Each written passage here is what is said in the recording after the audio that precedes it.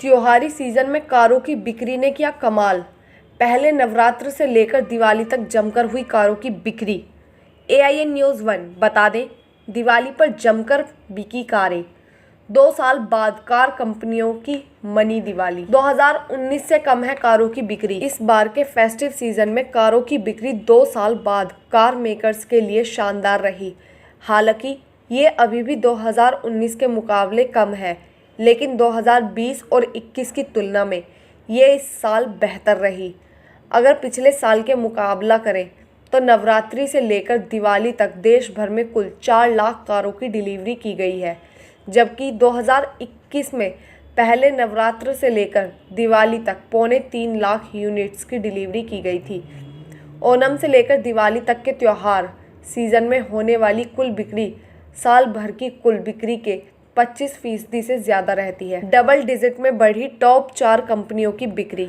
अगर कार कंपनियों के हिसाब से बिक्री में बढ़ोतरी की समझे तो मारुति, हुंडई और टाटा समेत टॉप 4 कार मेकर्स जिनकी कुल बिक्री में 80% हिस्सेदारी है, उन्होंने इस बार के फेस्टिव सीजन में डबल डिजिट्स में ग्रोथ किया है।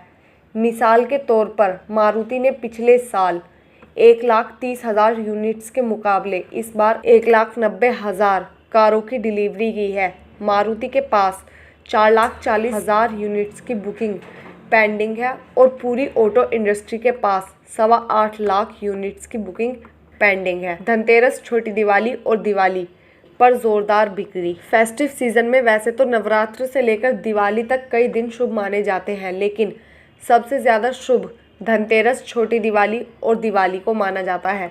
इस बार इन तीनों में 54,000 कारों की डिलीवरी की गई है, जबकि 2019 में 70,000 कारों की डिलीवरी हुई थी।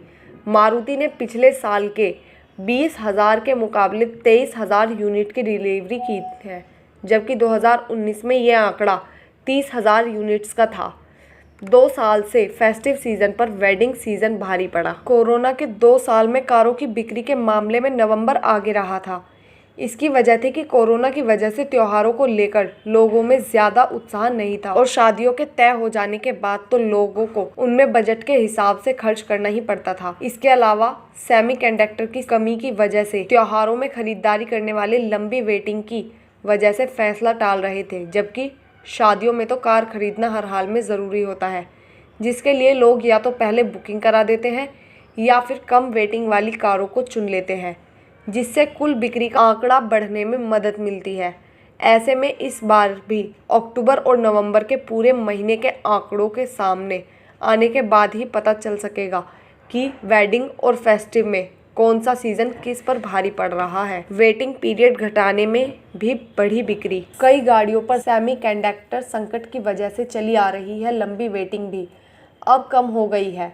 ऐसे में लोगों के पास खरीदने के लिए ज़्यादा कारों के विकल्प होने से भी कारों की बिक्री बढ़ी है।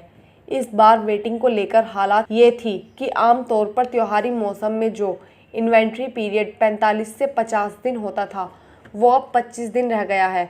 लेकिन कुछ गाड़ियों की डिमांड और प्रोडक्शन में भारी अंतर के चलते उनका वेटिंग पीरियड 1 साल तक है। कम लोकप्रिय कारों के लिए औसतन 3 महीने का वेटिंग पीरियड है। ग्राहकों को सबसे ज़्यादा इंतज़ार महिंद्रा की स्कॉर्पियो NXUV 700, मारुति की बलेनो, ऑल्टो और स्विफ्ट, टाटा की नेक्सन, पंच और हुंडई की क्रेटा, वेन्यू, i10 जैसी कारों के लिए करना पड़ रहा है।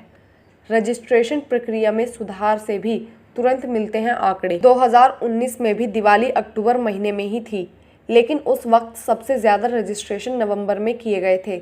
दरअसल उस वक्त तक बिक्री और रजिस्ट्रेशन के बीच में कई दिनों का अंतर होता था, जो अब घटकर महीनों और दिनों की जगह महज कुछ घंटे रह गया है। इसकी वजह है कि अब वाहन पोर्टल से देश भर के तमाम राज्य जुड़ गए हैं।